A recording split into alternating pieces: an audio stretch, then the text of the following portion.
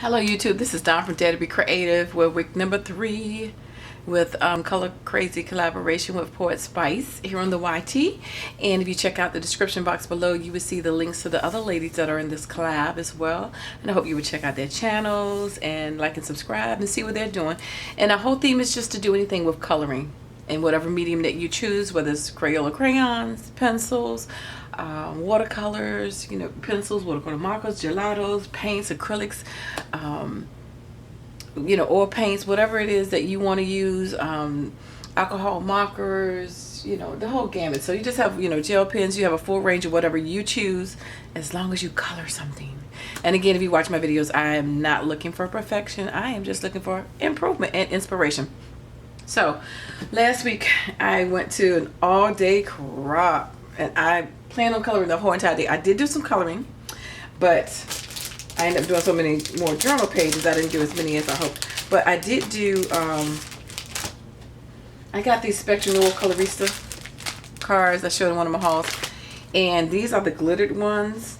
I got them 50% off, so you can see the glitter in it. I don't know how well that is showing up in here, if you can see any of that. One thing I will say about this that was a little frustrating is that it bled off.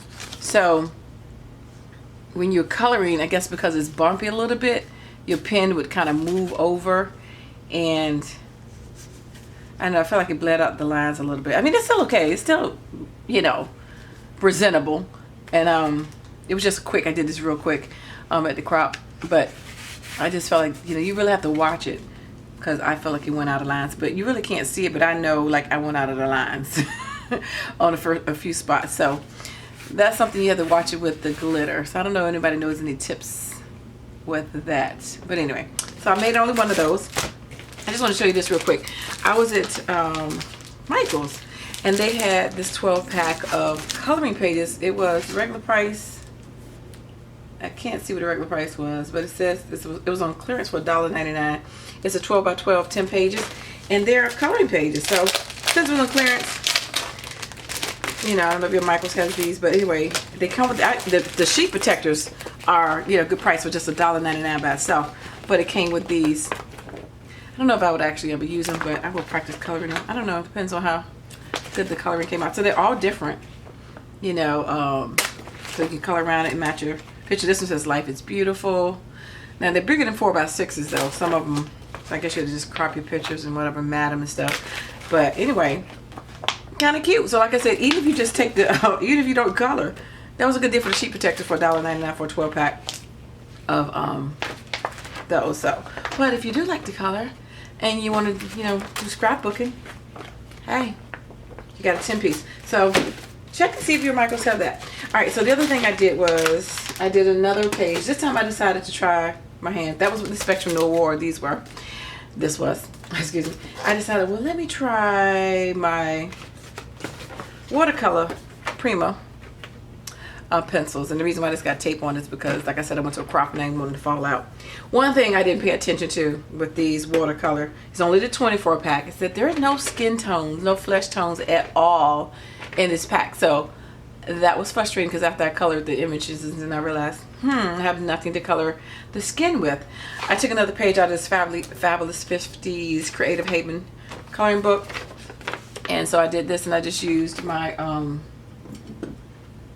little water thingy, penny, whatever you gotta call it, and just, did the water. I didn't do any special techniques, because I was watching some videos while I was there with my friends and not really listening to what they were saying, because, when you with a group of, it was 80 people there, and it was all day, and, we was eating, having so much fun.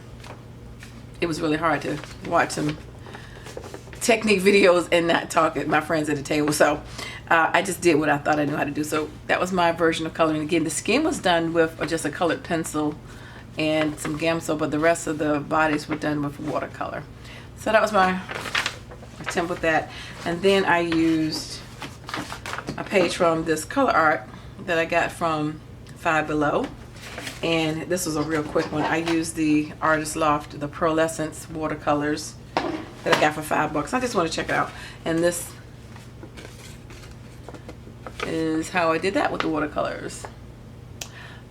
So that was that. So that was my 2 coloring and the card. Again, just practicing again different mediums. I'm trying to do something to treat with at least something with everything I have as far as a medium. Just trying to see how it feels, and then we can go back and see which ones I kind of like and play around with it. So a couple of tips, because I want to give tips to everybody, even though I haven't done it all. But anyway, inside of the Artist Loft watercolor paints, they had a couple things about the brush, which you probably already know most of these anyway. But of course, the brush tip, you have your ferrule, which is the piece right before the brush, and then you have the handle. Well, these just show some of the different types of brushes, and I'm sure you have seen all of those. You have the flat, the filbert, the wash, the angular shadow, the fan, the round, and the linear. So there's just some of the different tips. Now, I'm not going to tell you which is which for each one of them, but I just want to mention a couple things. I'm not going to go through all of this, but some tips and techniques that you can use with that. So a couple types of ways to paint with watercolors. One is called dry brushing, and with that you take the brush, it is used dry, but it still will hold the paint, and doing this creates coarse, scratchy textures like wood or grass. To achieve, load your brush up with paint, then wipe off the excess. Next, lightly drag your brush across your work surface. So that's one thing you can do with watercolors, is dry brushing. Another one is sponging, and this is commonly used to create trees, bushes, rocks, clouds, and coarse texture. To achieve, use a natural sponge to pick up a little color off your palette, then lightly dab your surface repeatedly in the area in which you're working. Another one is a wash, and it's a technique that results in a smooth, uniform area that lacks the appearance of brush strokes. To achieve, load your brush with paint. Start from one side of your painting and drag the color to the other side. Repeat one stroke under the other.